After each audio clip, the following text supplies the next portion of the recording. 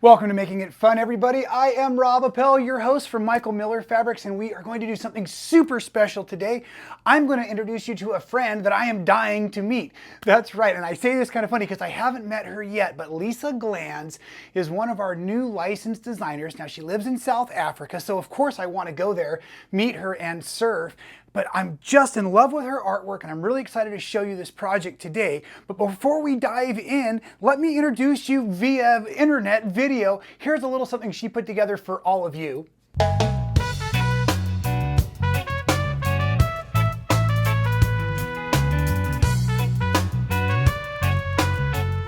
Hi, I'm Lisa Glanz. I'm an illustrator living in sunny South Africa. I'm glad you're here because I'm super excited to tell you about my latest collection with Michael Miller Fabrics called Whimsicals. I wanted to give you a little insight into what drives me as an artist. I really aspire to bring joy to the world through my work. So I like to transport people to a whole new magical place, a place that's happy and joyful, and in this collection I hope to do the same. So what I thought of doing is, I sat down and I thought of all the things that bring me joy, and so that's how I came up with all the lovely characters that's included. And you'll see some animals, there'll always be animals in my collection, and some quirky botanicals. I also included a super cute calendar so that you can enjoy the whimsy all year round. So my design process is a combination of traditional and digital. So I always start with pencil and paper. And then what I do is I scan it in and vectorize that in Adobe Illustrator. And then I combine that with a whole bunch of like quirky handmade textures that I've created. And that I use to colorize each illustration. And I add all the kind of like lovely little quirky details and hand-drawn sort of sketchy line work to my designs. And then from there, once I'm happy with the color and the design of each composition, I will go ahead and actually put the patterns together in Adobe Illustrator. I think this collection is wonderfully versatile. It has a bunch of variety of different prints that work very well together, but I also made sure to make each individual print quirky and strong enough to actually work standalone. I hope you have fun using this collection, and I hope that it brings you joy and whimsy to your creations. Thanks for watching. Bye! See, I told you she was fantastic, and yes, we will be working with Whimsicals today, but I do want to point out really quick, City Hoppers was the first line she did for us, and it's just fantastic. I fell in love with her hand and her art style immediately with this wonderful little baby elephant and the balloon there. So this shipped back in August and September to your local quilt shops, so you can still hopefully grab some of this. It is now November 2020, and her new collection for us that is called Whimsicals, as I said here, has just started to ship, and we are super excited. So I'll try to go through here kind of slow. I know sometimes it's a little tough with the overhead, and then I'll show you how to handle this wonderful calendar project. But aren't these little characters incredibly cute? I just love them. And then of course we've got a fun quilt we can work on. Here's our calendar panel we're going to work with today. She's got some great little coordinates here. And then here's a couple of great tossed little character prints, and I just love this. And as she promised, there would always be little animals in all of her prints, so those are great. A fun little floral here. I'm hoping you can all see that okay with the overhead camera going. And then again, some more of the rest of the little coordinates here. And like I said, I wanted to dive into the super simple little calendar panel that she was describing because it's super easy, and I have one here in the studio. Well, that's not true. I actually have two because they come two on a what's basically about 2/3 of a yard. So then you can also pick up 2/3 of a yard of a companion fabric. I'm going to use our Cotton Couture, our high density cotton solids. This is the pistachio color. I had it in my pistache here at home, and I just thought the colors were perfect. So we're going to use it for the backing. We're also going to use it for the binding. Now, real quick, we're just going to do some what looks to be some simple stitch in the ditch looking thing. We're just going to put this together really quick, right sides out. So I've already taken a moment and I've put this together with the backing down. I did use my carpenter's blue tape or my painter's blue tape, just tape down the corners because I always want everything nice and crisp. I ironed out the fabrics first, of course, and then I ran a couple of safety pins starting in the center and then moving my way out in a grid format to hold everything together, as you can now see, really nice and easy, right? So as I get ready to head on over to the sewing machine, today I do not have an edge guide on the machine like I normally do because I want to go across the fabric. Now what I also have is this really cool feature on here. It's like a dual feed system. It's a top feed dog. It's an improvement upon a walking foot because it's built into the machine. If you have a walking foot, you'll probably want to use that because this is what we use a walking foot or a top feed system sewing machine for, to keep all three layers of our quilt sandwich traveling at the same rate while we're running it through with the feed dogs. See, if you're normally doing free motion machine stitching, you're only running the needle, and so your backing and your batting and your top don't start to shift. But that can happen when you're just using 3 layers, feed dogs from the bottom, regular presser foot from the top. So that being said, we are also going to follow grandmother's rules today, and we're going to actually start in this middle row here. And what I'm going to do is I'm going to target just with my eye and my presser foot. I'm just going to run thread first vertically here. I'm going to go up one direction on the white. You notice there's a little shadow here on the other side. We're going to bounce to the other side of our rectangles, and then I'm going to come actually down this side, and I will actually have come down this side. So we're going to go up one way, down the other, up the other, and we're going to crisscross real quick. But let me just show you how that's done as we get started. I'm thinking of that, and right as I said that, you can tell I'm doing this for my first time as you're watching. Well, I really want to honor our wonderful Happy Days 2021 logo. So I just changed our rules. As a matter of fact, we're going to start with our horizontals, because if I start with my horizontals, I can start with this row or get to this row, and then I can run my vertical stitching stopping right there, bordered in. You'll see. So now we're going to rotate this. We're going to just find one of our middle sections. So this will be our middle section here. I'm going to come all the way over to the edge. I've got a nice neutral thread in the top and the bobbin, and I'm going to actually start off on the batting. And I'm just going to go, and I'm going to let the feed dogs do all the work. I think that was just the new bobbin getting started. I hope everything's okay. Yep, thread's good.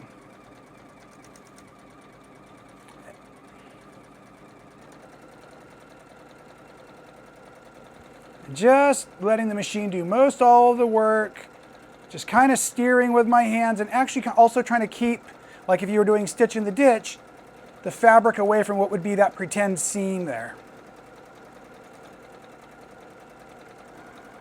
Very simple. And we're just going to sew all the way off the other edge. We'll do our trimming before we do our binding. Okay, so that was real simple. I've got a thread cutter. I'm going to go ahead and hit that. Okay, and like I said now, what I want to do is I want to rotate the project. So if I started on that end before, we're going to spin this. I'm going to start off the edge.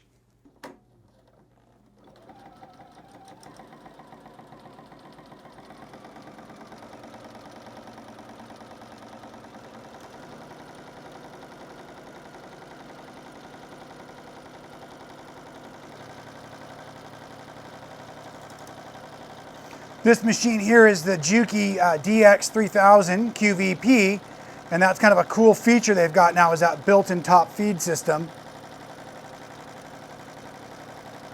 And I really do like it. I always have liked that on a sewing machine. And right off the edge again. Now, do remember, we'd gone up that first direction the first time, so we actually do not want to rotate the quilt this time. I'm actually going to slide it all the way under. Oops, I got to bring my needle up. There we go. Now we're just going to slide it all the way over, and now we'll be framing in that top row very nicely there.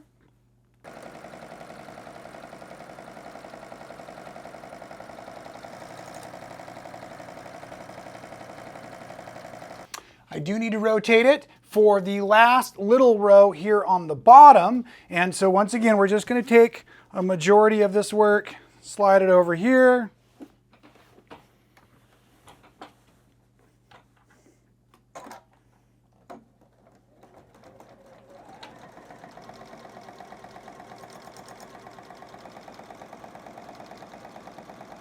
And you won't have much to hang on to fabric-wise, but again, the machine's doing all the work. So just make sure you take in a few moments here and again, making sure you're tidy. The other thing I want you to watch out for in case you're new to quilting and you've never done this, keep track of where your backing is right now. You're right near the edge. It's very easy. It could have gotten folded over, even if properly basted.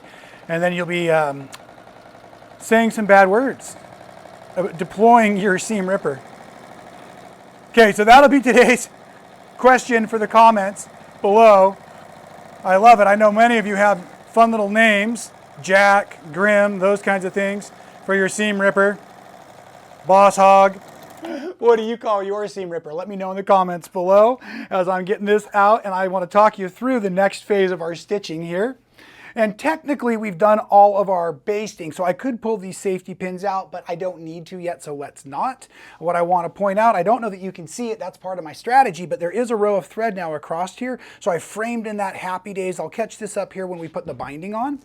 And what I want to do now is I want to go ahead and I want to run the rows, same thing, remember, on the white side, not the part where the shadow is. I want to run some stitching. So I'm going to start up here when I come from this side up, and I will stop when I come back down. So as I bring this together, let's just get that taken care of there. Okay, so we're just going to grab this. We're going to bring it right over to the sewing machine. And then I am, again, just going to lower my presser foot and my needle right at that starting thread. Make sure I hold it for a second so it locks it in, because I'm out in the field with that stitch, right? I'm not off of an edge that will get caught by the binding in a second. And now I'm just making sure that I do not run over any of those safety pins as I pass by them. I'm putting in the opposite direction stitching, very simple. And I'll go ahead and finish out all of the vertical rows and show you what it looks like when it's all done here as we get ready to bind it up.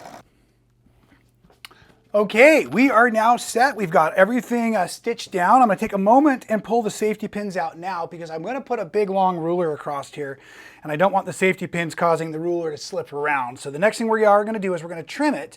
And the way this panel was set up is it's not equidistant from the cut line. So we're basically going to leave ourselves 1/4 of an inch from our print line here, and so we're going to trim with 1/4 inch of the cream showing, and then that will give us, at least for me, because I like to use a 2.5 inch raw by the width of the goods binding when I'm working. So let me show you more what I'm talking about real quick here. So we're going to look down this line. I'm going to take my ruler, and now I'm going to basically mark with my ruler's line 1/4 of an inch of trim in this cream color. And I'm just going to slide this right off, and I accounted for that with my salvages there. It wasn't perfectly lined up, the extra kind of sloppy batting on that side. I knew that was all going by the wayside. So now I've got a perfect 1/4 here. Rotate 180 degrees, and I'm just going to make sure this is a perfect 1/4. Plus I do need to trim that batting and the backing out of the way. So we're going to do that real quick. Slide that cutter through there, set that aside for the broom. Top and bottom.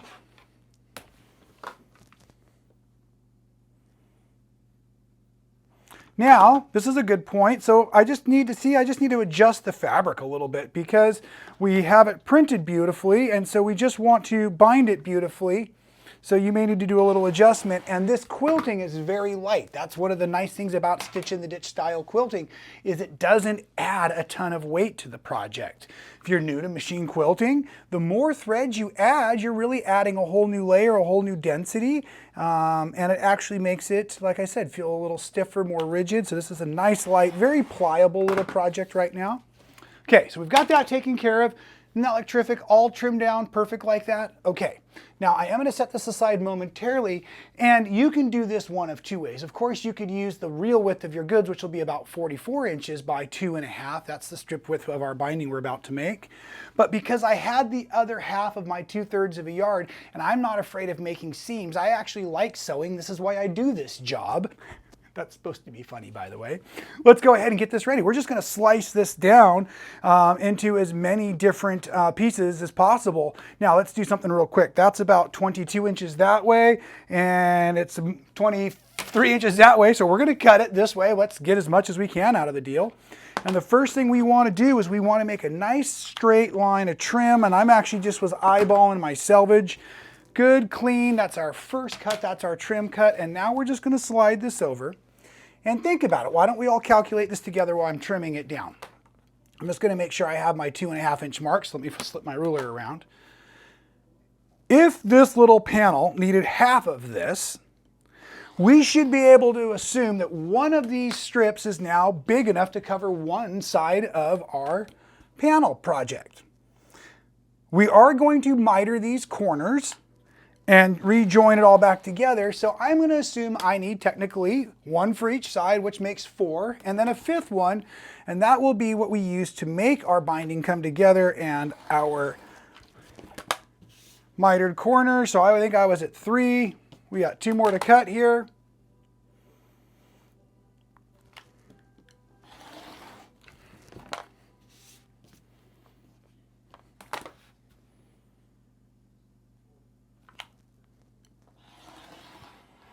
Okay, and there's our 5th one there. We'll set this aside. We're going to hang on to these because we're going to need them in a second.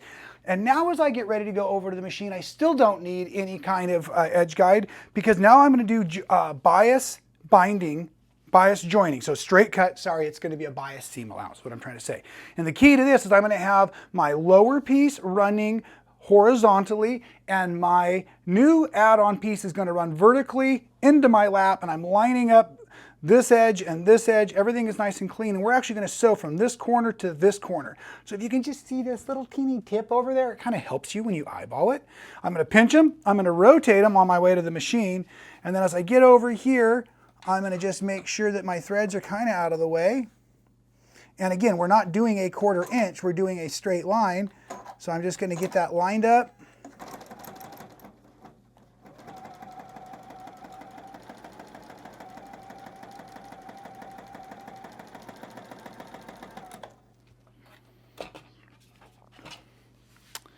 Now here you can see the stitching, super simple. The next step would be, and you don't even really need a template or ruler, but it is wise to use it to protect your hands. So I do want about a 1/4 inch seam allowance there. And then what I'm going to do is I'm going to add on the next piece. So the way this then works to keep yourself organized is this then comes over. And remember, when you're working with solids, sometimes it's a little tricky because you want to make sure you keep your right sides together. So now what I'm going to do is I flip this over, right sides. So then I'm going to go right sides together here. And then I'm going to, like I said, rotate, come to the machine, and I'm going to join all of these this way and then press them in half to create my binding for the edge. Okay, and as I trim off that last piece, like I said, we're just going to get ready to press it, and it is very easy, but again, I want to make sure that you don't do some of the silly things I've done in the past. So make sure your right sides, your seam sides, the wrong sides are now up in the air as you slide it across your ironing surface, because now what we're going to do is we're just going to take it, we're going to fold it in half this way, making it so that we can hit it with our nice warm iron. And then I don't even have to do anything really special to that bias seam. It's just going to basically fold over. And I'm just going to do this, and I'm going to run it all the way down to the end. And then I like to wind up my binding. And as a matter of fact, I've got an entire video I've made for all of you, and I'll link it at the end of this one, just on binding. And so basically, this is the end of our time together for today. I just wanted to walk you through some of the super simple steps of all you need to do to put together Lisa Glanz's fantastic little calendar from her Whimsicals 2021. Of course, you know, I think it is just adorable, and I'm super excited. One of these days I'll get to meet you, Lisa Glanz, I promise that. And until then, I hope you continually put out fantastic artwork for us at Michael Miller Fabrics. So as a matter of fact, yes, I probably better sign off now and just ask all of you to wander into a local quilt shop near you very soon and ask for either City Hoppers or Whimsical by Lisa Glanz for Michael Miller Fabrics. We will see you next time right here at Making It Fun.